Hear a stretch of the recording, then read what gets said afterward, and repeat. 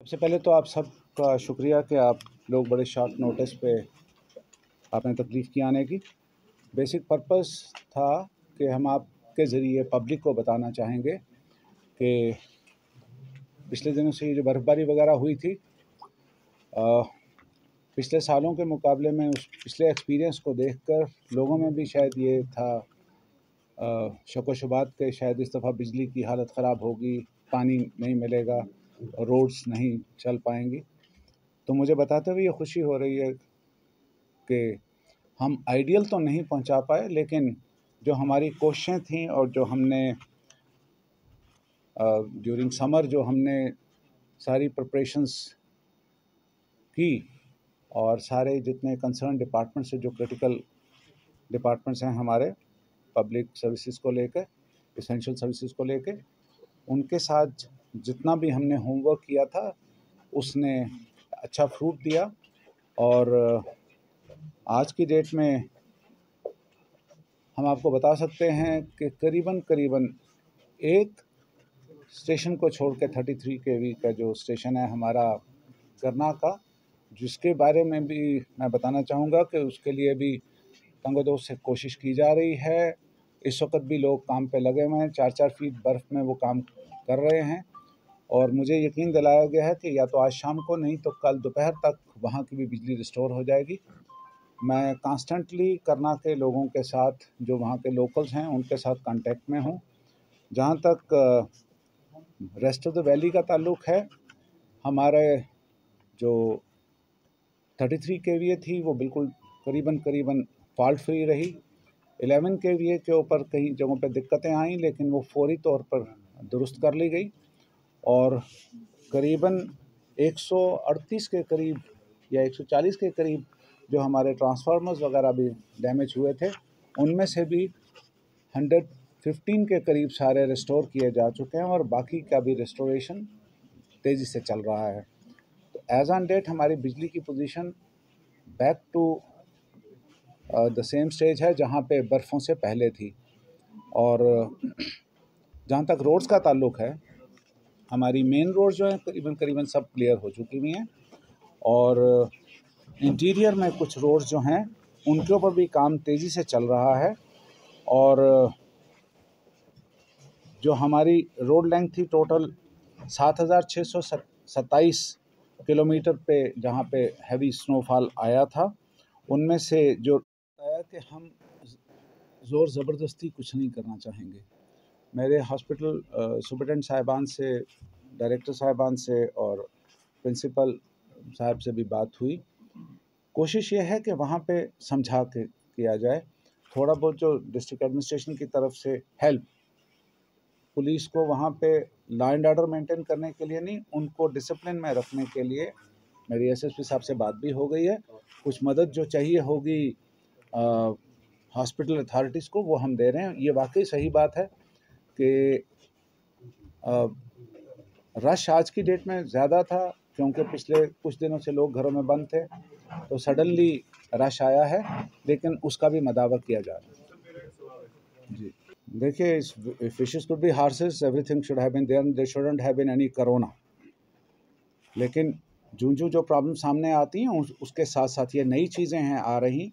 Suddenly delta आ गया, delta के बाद कुछ देर के बाद फिर ओमिक्रॉन कहीं पे एरप्ट हुआ, तो उसके साथ साथ जितनी भी टेस्टिंग फैसिलिटीज़ बनानी जानी चाहिए वो बनाई जा रही हैं। और ये ऐसा एक सिचुएशन थी कि जिसको प्रीएम्प्ट करना भी थोड़ा मुश्किल था, लेकिन जे&के की जो हेल्थ डिपार्टमेंट है वो भी इस तरफ काम कर रहा है और state of the art facilities यहाँ पे भी जे&के में भी क्रिएट की जा रही है। झूठा इल्ज़ाम है जो स्टेट की और ख़ास तौर पर हमारे हार्टिकल्चर डिपार्टमेंट या एग्रीकल्चर डिपार्टमेंट पे लगाया जा रहा है। पहली तो बात यह है कि एक भी कंसर्न्ड जो हैं, चाहे वो एप्पल ग्रोअर्स हैं या सेलर्स हैं या मर्चेंट्स हैं, वो हमारे पास नहीं आए। ये अखबार में एक खबर आई थी कि एक अखबार में खबर छपी कि जी ईरानियन एप्पल आ गया, और जिस दिन ये खबर छपी है उसी दिन हमने उसका नोटिस लेकर फ़ौरन उसके ऊपर पूछताछ स्टार्ट करवा दी है कि अगर है ऐसा तो कहाँ से आ रहा है, कैसे आ रहा है और क्या चेकिंग के बगैर आ रहा है।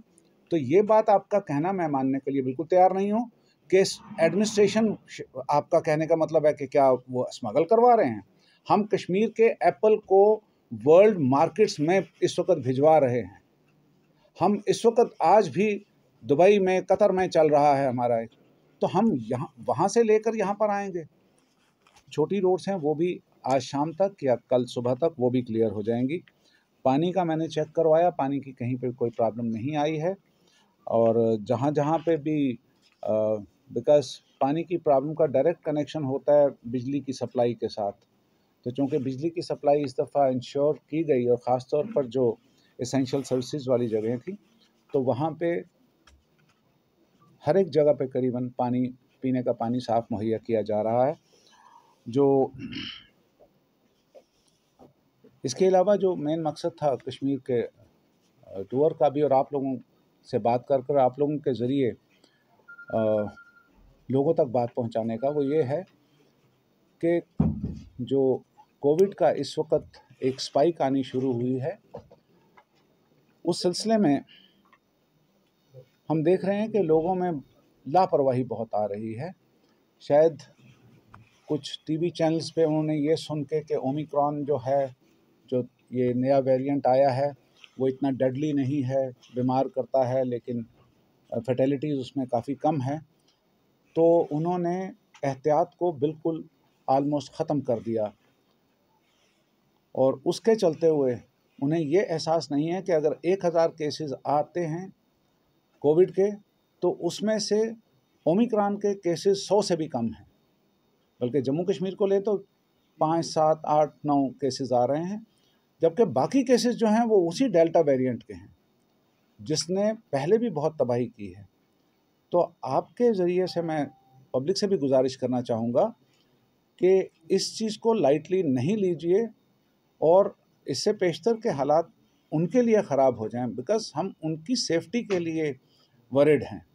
और उनकी सेफ्टी तभी हो सकती है जब वो अपनी सेफ्टी खुद करेंगे, अपनी एहतियात खुद बरतेंगे। हम नहीं चाहते किसी तरह से भी कि हम ज़ोर ज़बरदस्ती से पुलिस को इस्तेमाल करें, मजिस्ट्रेसी को इस्तेमाल करें और ज़बरदस्ती लोगों को मास्क पहनवाना शुरू करवाएं, या SOP जो कोविड की जो स्टैंडर्ड ऑपरेटिव जो प्रोटोकॉल है उसको ज़बरदस्ती मनवाएं। ये लोगों पे ख़ुद मुनहसर करता है कि वो अगर मस्जिद में नमाज़ पढ़ने भी जाते हैं तो क्या अपनी सोशल डिस्टेंसिंग वो रख रहे हैं या नहीं रख रहे। क्योंकि अगर वो नहीं रखते हैं और खुदा न खास्ता वहाँ पे कोई कोविड इफ़ेक्टेड पेशेंट कोई है वहाँ पे नमाजियों में से, तो वो वहाँ से वो इन्फेक्शन लेके अपने घर में अपने छोटे बच्चे, बड़े बुज़ुर्गों तक वो इन्फेक्शन लेके आ रहे हैं। तो अगर उनके घर में कल को खुदा न खास्ता कोई ऐसी कोई नागहानी मौत भी होती है तो उसकी ज़िम्मेदारी लेकर आज तक कोई नहीं लगा। नहीं मैं देखिए, ऐसा है कि उसमें केसेस वेसेस कर दिए गए हुए थे और हमने टेक ओवर करने के बाद इसके ऊपर सीरियसली काम करना शुरू किया। और जैसे हम जम्मू में एक प्रेस कॉन्फ्रेंस के ज़रिए मैंने बताया भी, आज की डेट में जो स्पोर्ट्स पर्सन फ्रेटर्निटी है वो इतनी खुश है, पहली मर्तबा हिस्ट्री में 5 गज़टेड पोस्ट पर ईयर हमने रखी। सुनते चलिए ना। और उसके बाद में 25 हर साल 25 नॉन गज़टेड ऑफिसर्स आ रहे हैं। उसके अलावा जो गज़टेड ऑफिसर भी आएंगे उनको भी अगर वो अपनी कंटिन्यू करते हैं अपनी परफॉर्मेंस को फ्यूचर में भी, तो उनके लिए एक आउट ऑफ टर्न प्रमोशन भी है। और इसी तरह जो हमारे नॉन गज़टेड ऑफिसर्स हैं उनके लिए भी करियर में 2 आउट ऑफ टर्न प्रमोशंस उसके लिए रखी हैं, अगर वो कंटिन्यू करते हैं अपने उसको। हमने 2014 के बैच को भी उठाना है, 2014 में जो क्वालिफाई करते थे, जो हमने उसमें बनाया है जो लाएमल, उसके बीच में जो फिट इन होते हैं, क्योंकि उसका हमने 5 साल पीछे का देखना है कि ताकि हम देखें कि ये प्लेयर जो है ये कंटिन्यूसली आगे बढ़ रहा है। हमने उसी को, आउटस्टैंडिंग प्लेयर वो होता है जो सडन स्पार्क ना हो, जो कंटिन्यूस चलते चलते मेहनत करते करते आगे आ रहा हो। तो उसके लिए हमने वो जो किया है उसमें 2014 वाले में भी जो कोई एज का मामला आएगा, that would also be tackled. उसके लिए एक सेपरेट SRO है जिसमें उसका एग्जेम्पशन मिलती है। The sports associations, but not giving a proper chance to the athletes. We have already initiated steps towards that. हमने ये किया है, मैं सबकी इत्तला के लिए उर्दू में बोलना चाहूँगा क्योंकि स्पोर्ट्स पर्सन हैं, तो उसमें ऐसा है कि बहुत सारी एसोसिएशंस जो हैं वो अपने जो नाम्स उनके हैं उनको इलेक्शंस करवाने हैं, उनको अपने अकाउंट्स मेंटेन करने हैं, उनके वो अकाउंट्स उनके सबमिट करने हैं, और वो सारा कुछ जो जो यूनियन गवर्नमेंट ने भी, मिनिस्ट्री ने भी इसमें रखे हुए हैं नाम्स, और जो हमारी तरफ से भी हैं, जो वो एसोसिएशंस उनको नाम्स को पूरा कर रही हैं, हम उनको पूरी तरह से मदद कर रहे हैं। हम उन एसोसिएशंस को भी मदद कर रहे हैं जिन्होंने अभी तक वो नाम्स पूरे नहीं किए हैं। हम उन्हें चांस दे रहे हैं कि अच्छा नेक्स्ट 3 मंथ्स में कर लीजिए, नेक्स्ट 6 महीने में कर लीजिए। हम किसी को डिनाई नहीं करना चाहते, क्योंकि हम किसी तरीके से ऐसा नहीं चाहते कि किसी भी स्पोर्ट्स पर्सन को जो उस गेम के साथ जुड़ा हुआ है, जिसके साथ वो एसोसिएशन जुड़ी है, उसको किसी तरीके का नुकसान आए। क्योंकि जो हमारे इस महकमे की जो एग्जिस्टेंस है वो स्पोर्ट्स पर्सन के लिए है, और स्पोर्ट्स पर्सन की देखभाल करना उसकी एसोसिएशन का काम है। जो एसोसिएशन उसमें अच्छा काम कर रही हैं उनके साथ हम शाना बशाना खड़े हैं कि पेशेंट्स की देखभाल के लिए, चाहे वो हमारा चेस्ट डिजीज़ हॉस्पिटल है या एसएमएचएस है, हमारा जेवीसी है, तो उनसे उनके जो मुतल्लिका ऑफिसरान हैं, डायरेक्टर साहिबान हैं, सुपरिटेंडेंट साहिबान हैं, उनसे बात की। जो भी अरेंजमेंट, क्योंकि पीछे वाला जो हमारा तजुर्बा रहा है उसको मद्देनज़र रखते हुए यूटी की एडमिनिस्ट्रेशन, डिस्ट्रिक्ट श्रीनगर की एडमिनिस्ट्रेशन और बाकी तमाम डिस्ट्रिक्ट्स की भी एडमिनिस्ट्रेशन, कश्मीर वैली में ही नहीं जम्मू प्रोविंस में भी पूरी तरह से इसमें तैयार है किसी भी सिचुएशन को फेस करने के लिए। अस्पतालों में सफिशेंट बेड्स मुहैया हैं, सफिशेंट मकदार में ऑक्सीजन प्लांट्स लगे हुए हैं, और वो किसी भी किस्म की सिचुएशन को टैकल करने के लिए काफ़ी हैं। डॉक्टर्स से भी हमने डिस्कशन की है, उनकी कुछ प्रॉब्लम्स हैं कहीं पे, उनकी तरफ भी तवज्जो दी जा रही है। कुछ प्रॉब्लम्स फौरी तौर पर हल हो सकती हैं, उनको हम देख रहे हैं, और कुछ प्रॉब्लम ऐसी हैं जिनके लिए शायद वक्त लगता है, लेकिन उनकी तरफ भी सरकार का ध्यान है।